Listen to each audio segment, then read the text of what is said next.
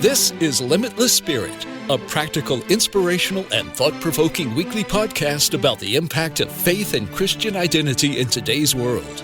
And now here's your host, champion of Jesus and people who love him, world traveler and co-founder of World Missions Alliance, Helen Todd. Welcome to episode 18 of the Limitless Spirit podcast.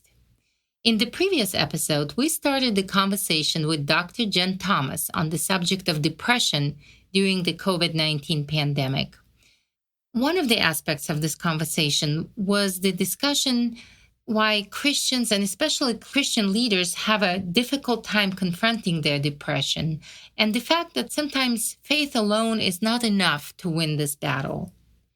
While this episode was edited, there were two new high-profile cases of suicide among Christians. One of them was a Manhattan ER doctor, Dr. Lorna Breen, and the other was a megachurch pastor, Darren Patrick. It seems like this conversation is extremely important. If you missed the previous episode, we talked about the fact that depression is one of the largest health issues in the world, that it is, in many cases, genetically inherited, and most likely not completely curable. In this episode, we will talk about why antidepressant medications are helpful for some and not for others. How can a person find out what medication works best for them? Who is most at risk for depression? And what are some of the ways we can help a loved one with depression? Dr. Jennifer Thomas is a clinical psychologist, a TED Talk speaker, an author, and a follower of Christ. We start with her response to my question concerning antidepressants. In terms of the second part of your question, first you asked about, is there a cure? And then the second part made me think about some research I've been reading about in terms of genetics and, why are some people more prone to depression? And I don't take completely the traditional line. I have some questions about pharmaceutical companies and how are they being compensated? And really, my emphasis is on health and wellness. And I have some concerns about maybe our supplements that could help not being given to people because they don't have a prescription label on them. And how are the incentives aligned? And what we know now is the incentives are aligned for people to get on medicine and stay on it for life. Whereas my desire is for people to be able to get remedies that are going to work and where they don't have to take a pill every day. So I've done a lot of reading, as I mentioned, with genetic research. One that has piqued my interest of late is a gene called MTHFR.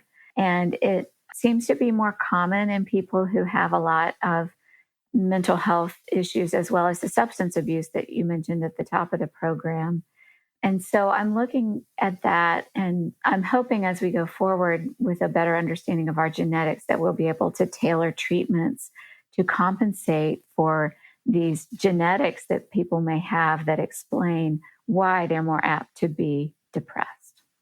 And the concern with the medications, I think, also is the side effects that they cause, especially in young people. It seems like, and I mean, I'm not against medication, but I feel like in some cases they're just counterproductive. And besides, correct me if I'm wrong, when we take Tylenol, we don't cure the cause of our headache. It just helps us cope with it. And that's how I see the antidepressants, essentially. Yeah, antidepressants are interesting in that their method of action is to take the neurotransmitters that we have and allow them to circulate longer. That was eye-opening for me to learn when I was a graduate student. I kind of thought you were taking a happy pill, that you were taking serotonin, but you're actually not. They call them SSRIs because they selectively reduce the body's tendency to eliminate serotonin. So if we think of ourselves as having garbage trucks that take serotonin out, it slows down the garbage trucks so that our natural serotonin can circulate longer. And so for people who are very depressed and have been uncomfortable trying a medicine, sometimes when I explain that method of action, it helps them to be able to say, well, maybe I'll give it a try and see if it helps me to maybe just genetically, I have a tendency to clean out my serotonin too quickly. And so I have seen people benefit from that. On the other hand, as we learn more about our genetics, we're learning some things about why certain people benefit from SSRIs for depression and other people don't. And there's a percentage of people who cannot metabolize the chemicals in SSRIs. And I personally have done my 23andMe profile, and what my holistic doctor and I recognized when I got a report is that I'm one of the people who cannot metabolize SSRIs. And the doctor told me that if I took it, I would probably build it up to a toxic level and feel quite irritable and uncomfortable before I would ever feel happy. And they see that in maybe 20% of their patients. And so my hope is that that 20% of people who are like me wouldn't have to suffer through trying one SSRI after another, but could actually get a genetic report that would give us a leg up on which medicines would help. The testing that Dr. Jen is talking about is known as a pharmacogenomics, a test that determines how your body metabolizes certain medications based on your DNA. I'm posting a link to an article on the Mayo Clinic website that explains how it works more in detail, but it boils down to this. If before, the standard practice for a person who was prescribed antidepressants was to go through a long and painful process of trial and error for the doctor to find out which medication works best and which doesn't, the genetic testing can let the doctor and the patient come up with a better treatment plan in a much shorter amount of time. In this article, you can also find the links to the places when you can have this testing done. And Dr. Jen mentioned the place 23andMe where she had hers. I will also post the links to the Columbia Protocol. And if you suspect that your loved one struggles with depression and you suspect that they might be suicidal, there is no time even to listen to the end of this podcast. Ask them the right questions and dial the number for help.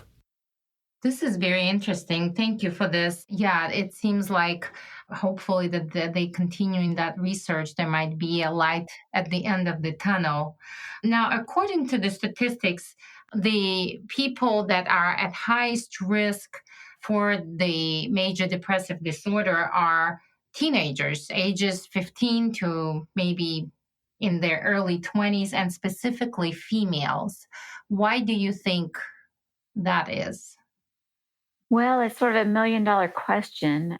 One thing we know is that there's a lot of pressure on teenagers. Their hormones are changing and they're going through some major life transitions like leaving home and going either out into the working world or going off to college. And then that certainly a lot of academic pressure in high school, even trickling down to middle school now, the pressure to build a strong college application. That pressure is getting off the charts. And at some point, we as a society are going to need to talk about, well, we still want our teenagers to have time to get out and be in the sunshine and have time to go to bed and be asleep by midnight or earlier. I myself have 3 teenagers, and I see the pressure for them. If they did all the homework that their peers are doing, they might be up until 2 or 3 a.m. And yet we know that that would be counterproductive and not good for their health. They need to make their melatonin and other neurotransmitters during those sleeping hours so that they're going to feel healthy. And then in terms of why it might be females more than males, if that is borne out, that's maybe a few studies. If it is a trend for sure, I can say I certainly have seen a lot of young females who have pressure to perform and who are somewhat perfectionistic. There's kind of a mindset where I have to get the best grades, I have to please my parents, I have to meet these physical expectations, I have to get enough likes on social media or followers. So it's really more than any person should be expected to accomplish. And I do think that that's a societal problem that we're going to need to look at to see how we could take some pressure off of our young men and women. So do you think the pressure on teenagers is higher than the pressure on, let's say, people in their late 20s or early 30s or even later in life?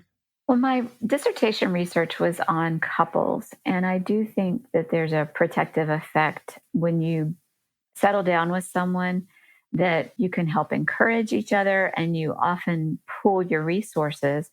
So, for example, if you're worried about losing your job, maybe that is reduced if you have a partner who would continue to be able to pay the rent. But when you're younger and you're on your own, especially like a recent college grad, that could be quite frightening. That's a great point, actually. So marriage or companionship improves the situation, and that's my understanding from what you said. So that brings me to my next question. What is the best way to help a loved one with who struggles with depression? Not as a medical professional, not through medication, but just through that love of being a relative or a friend. hmm I think it's so important to keep the lines of communication open.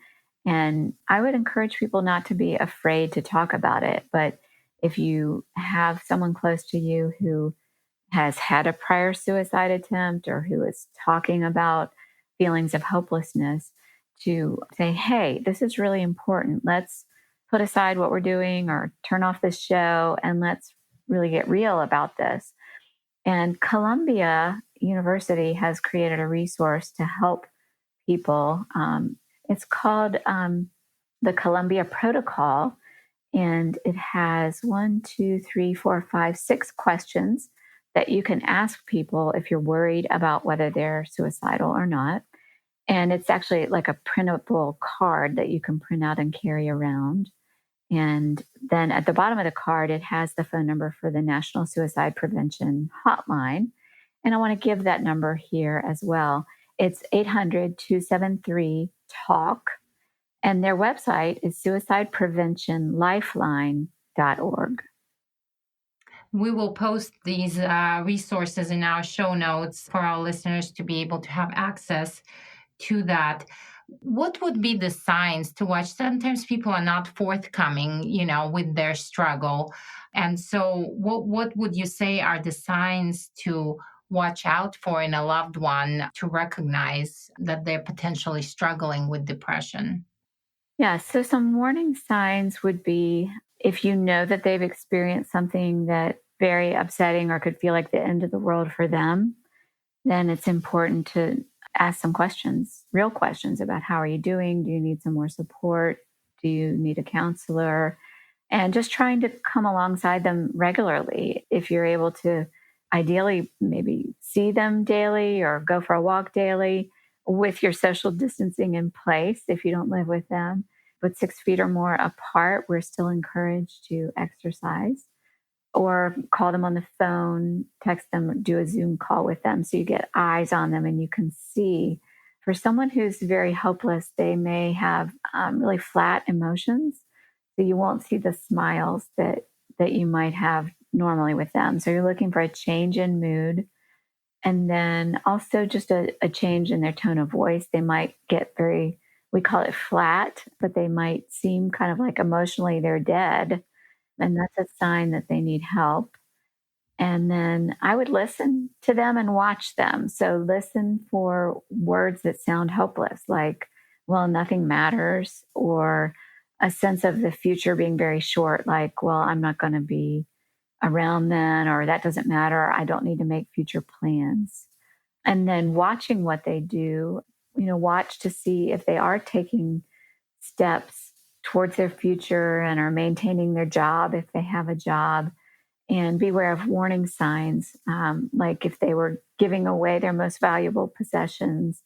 That's a big red flag that they're in their own way saying goodbye. And we don't want that to happen.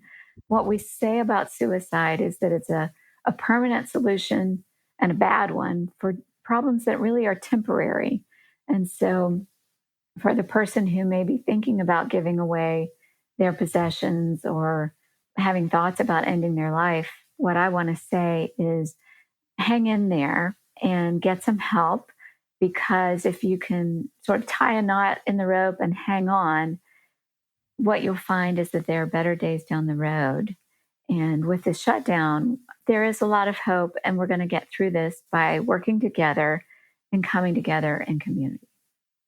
And that's why I feel like, just staying in touch with each other, even if we're physically isolated, is very important. And even for people who don't struggle with depression, getting a call or a message from someone and knowing that someone's thinking of you is very, very encouraging. That's right. As I was preparing for this interview, I was talking to a friend, and she has a close person in her life who struggles with a major depressive disorder, and it's a young woman.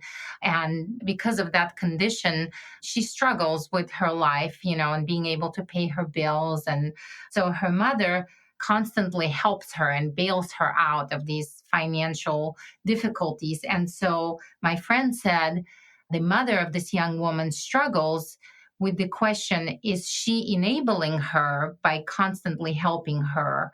Or should she continue and it's just showing support? What would be your answer to that? Yeah, I would say it depends on the situation. And we know certainly in the AA literature and the Al Anon program, which is wonderful, they talk about that you've got to let people hit rock bottom and don't keep trying to bail them out. If you do, you're just being codependent. And there's a good book, classic book called Codependent No More, that mother could read to kind of look at herself and to say, well, am I being codependent with her? But on the other hand, what I find is if a person isn't functioning, that they really need some more help. And so I would want to get more either medical doctors or counselors on the scene to figure out, is this a traditional depression we're talking about, or is this bipolar disorder where you get fluctuations or cycles of depression and mania where people get very energetic and very excited, or it may actually show up more as irritability and then they go right back into depression. And for those people, SSRIs may not be the most helpful thing. There are other medicines that are better for bipolar. So it's really important to get with an expert on that, which I am not, and to see if the right medicine can be found and combine that with a good counselor who could help not only the daughter who's struggling, but also the mom to help her look at her boundaries and what her motivations are and what she can do to really, truly be helpful.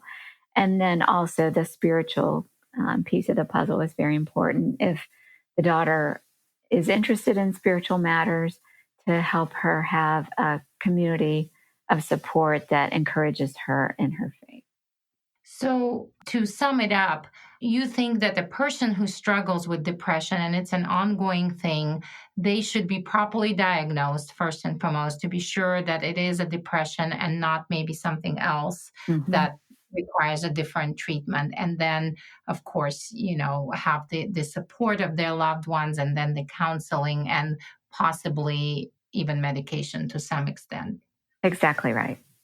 So, as a Christian, and a person who believes that faith can give us a source of hope, what do you tell your patients? Maybe there are scriptures that you encourage them to specifically read, or is there anything that you can recommend to people who struggle?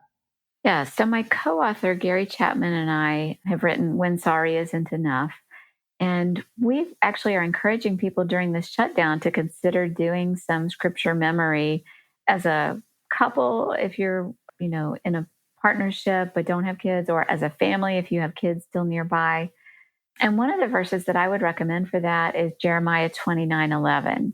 For surely we know the plans God has for us, plans to give us a future and a hope, or a hope and a future.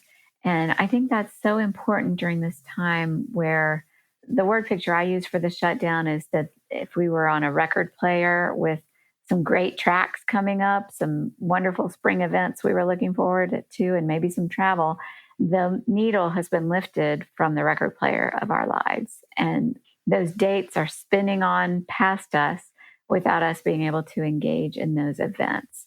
But what the Bible tells us is that our future is not lost, that God gives us a future and a hope.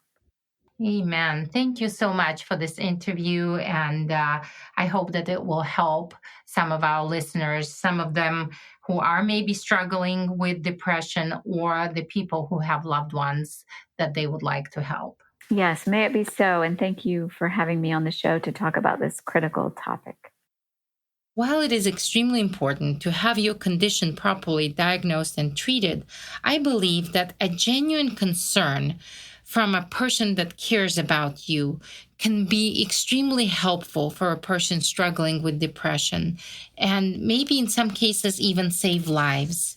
In a culture where our lives and personalities are on a constant display due to technology and the influence of social media, there is a huge vacuum for meaningful and personal relationships and human interaction, and we must not let this pandemic erode this sense of closeness and community that we all benefit from. If you enjoy listening to this podcast, please consider supporting us. Any gift that you can give is sincerely appreciated and will help us to continue. Simply click on the link in the show notes or go to rfwma.org/forward-give. Until next time. Thanks for listening to Limitless Spirit with Helen Todd, produced by World Missions Alliance. Are you ready to step out of your comfort zone? Do you have a passion to help people and share your faith across the globe? Visit our website, rfwma.org, and get involved in the Great Commission through short-term missions. We hope you'll leave a review and check out other episodes. We'll be with you in a week on our next episode of Limitless Spirit.